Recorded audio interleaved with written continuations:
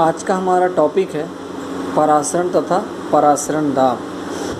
परासरण और परासरण दाब आप लोगों ने पहले भी पढ़ चुके हैं, खासकर जो बायो के स्टूडेंट्स हैं। परासरण दाब क्या होता है? किसी विलयन को उसके विलायक से यदि अर्धपारगम्य झिल्ली द्वारा पृथक कर देने पर विलायक के अणुओं का विलायक में अधिक सांद्रण वाले विलयन की ओर अर्धपारगम्य झिल्ली से स्वतः होने वाला प्रवाह परासरण कहलाता है। यह हम इसको यूँ कह सकते हैं कि कम सांद्रण विलयन से अधिक सांद्रण विलयन की ओर विलायक के कणों का स्वतः होने वाला प्रवाह परासरण कहलाता है। परासरण किसी भी द्रव का एक मूलभूत गुण होता है। ओके,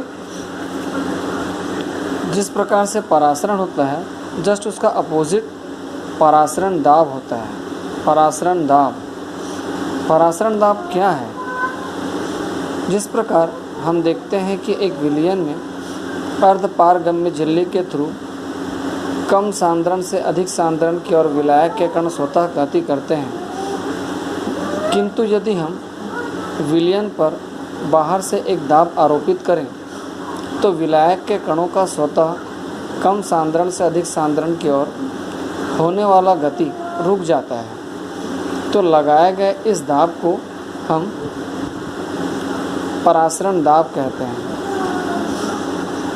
ठीक है, तो परासरण दाब की परिभाषा क्या होगी? किसी विलयन को विलायक से अर्धपारगम्य झिल्ली द्वारा अलग रखने पर परासरण को रोकने के लिए विलयन पर कम से कम जो बाहरी दाब लगाना पड़ता है वह विलयन का परासरण दाब कहलाता है।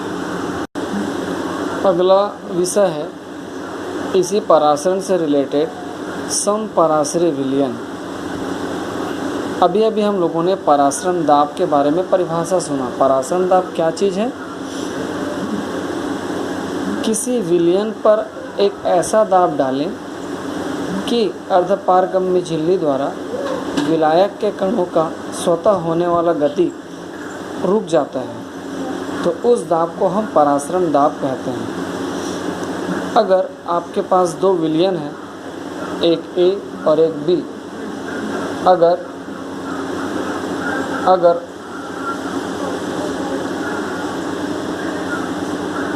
दोनों विलयन के परासरण दाब लगभग समान प्राप्त होते हैं, जैसे एक विलयन का परासरण दाब 10 ATM है और दूसरे विलयन का भी परासरण दाब 10 ATM है, तो हम कह देंगे कि दोनों विलयन एक दूसरे के समपरासरी हैं।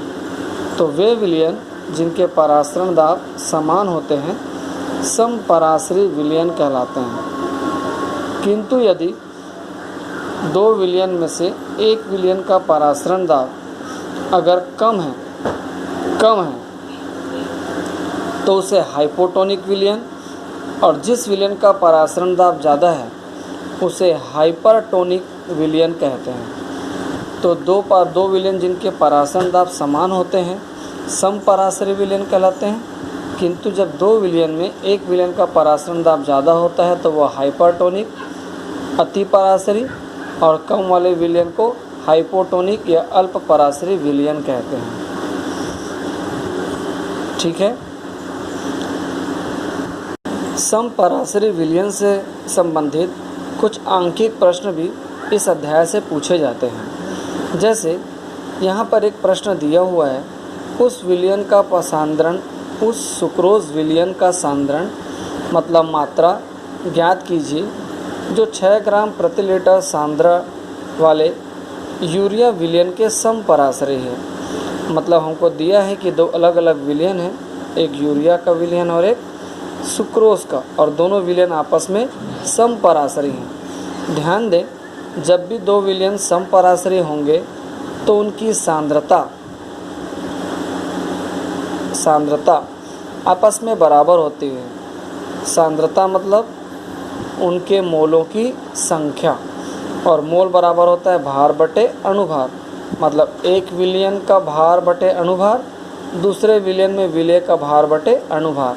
जैसे यूरिया और सुक्रोज विलयन आपस में समपरासरी हैं, तो यूरिया का भार और अणुभार बराबर होगा सुक्रोज के भार और अणुभार। अब प्रश्न में दिए हुए मानों को यहाँ पर रखा जाता है। हमें सुक्रोज का सांद्रण मतलब उसका भार पता करना है। मतलब यहाँ पर मान के चलें कि आपको WB2 ज्ञात करना है। तो यहाँ पर यूरिया का वज़न हमें दिया गया है 6 ग्राम, 6 लिख दिया है। यूरिया का जो अनुभार है वो उसके सूत्र से निकलता है। यूरिया का सूत्र होता है NH2CONH2, जहाँ से उसका अनुभार हमें 60 प्राप्त होता है। उसी प्रकार सुक्रोज का अणुसूत्र होता है C12H22O11, तो वहाँ से उसका अनुभार 342 प्राप्त होता है हमें। किंतु हमें सुक्रोज का सांद्रण मतलब उसकी मात्रा ज्ञात करनी है। इस प्रकार ये आपको 3 ज्ञात राशियाँ दी गई है।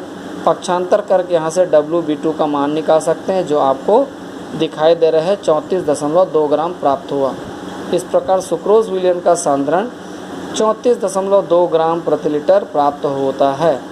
तो जितने भी समपराश्रयी विलयन होते हैं उनके न्यूमेरिकल गणित के सवाल इसी तरीके से हल किए जाते हैं। अगला अनुसंख्यक गुण है हिमांक में अवनमन। जैसे हम लोगों ने इसको पहले भी पढ़ लिया है। हिमांक किसी द्रव का वह ताप जिस पर वह जमने लगता है।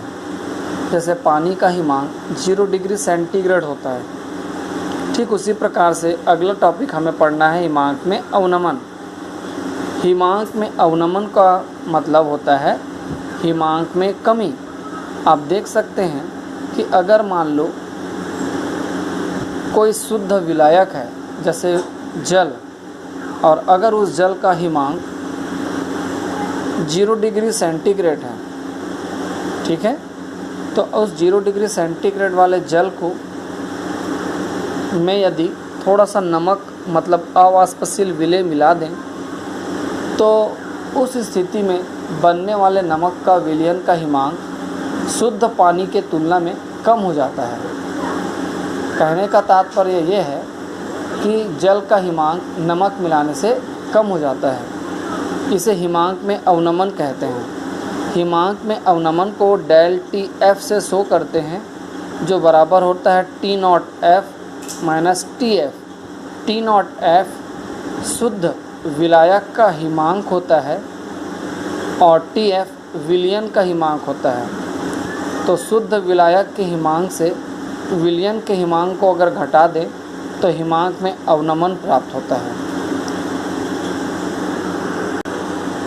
आगे के टॉपिक में इसी से रिलेटेड आगे बढ़ते हुए हिमांक अवनमन द्वारा अवाष्पशील विलेय का अनुभार कैसे ज्ञात किया जाता है, इस बारे में हम चर्चा कर रहे हैं।